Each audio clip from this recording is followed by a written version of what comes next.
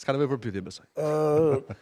Unë do të thoshe që objektivi që skuadra kishte e arriti, sepse në fillim të eliminatoreve mbasi hodh shorti, qëllimi ishte që ne të synonim për vendin e dytë në grup. Dhe atë e arritëm. Domethënë kjo është pasandaj në ndeshjen e sotshme ne prisnim domethënë diçka, ne bëm mirë, nuk bëm keq, po prisim ndoshta një rezultat. Një rezultat që të ishte historik për ne, sepse në 8 përballi që kemi bërë me Anglinë, biles nuk kemi shnuar si një gol kemi shnuar vetëm me Raklin në 80. Edhe 1-2 anulluar. Ai anulluar me Demollarin në Londër. Domethënë, prisnim diçka sot, ndoshta më shumë e kishim domethënë si besim në vetvete se nuk është kollaj domethënë. Normalisht kundërshtari është. Të luash me Anglinë edhe aq më tepër me këtë Angli që në këto eliminatore me kaq shumë futbollistë sa ka që ne të arrim të bënim në një gjë të veçantë.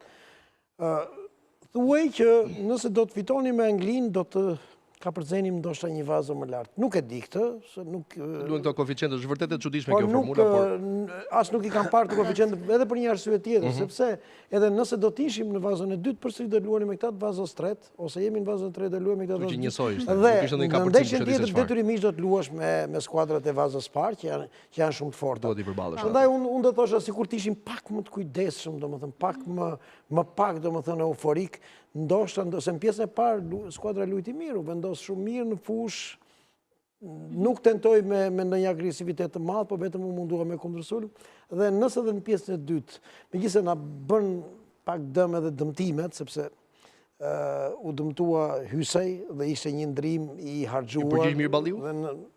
Jo, nuk është problemi pse hyri Balliu, po... Jo, po them, ju përgjigj mirë, po them, thirrjes... Pa diskutim, po problemi është që u harxhua domethënë një ndrim shumë shpejt, ishte shumë shpejt, edhe u dëmtua dhe broja, ne s'kishim pastaj më ndrime tjera, domethënë, imagjino bëm 3 stacione ndrimesh nga një ndrim, edhe nuk mundëm të aktivizonin 5 futbollistë siç aktivizoi skuadra tjetër. Unë gjithsesi do të thosha që përmbyllja e këtyre eliminatoreve ishte pozitive, ishte mjaft pozitive. Harrojmë atë ndeshje në Andorra, sepse rezultati ishte ai që na kënaqi dhe na gëzoi. Dhe presim shortin tash.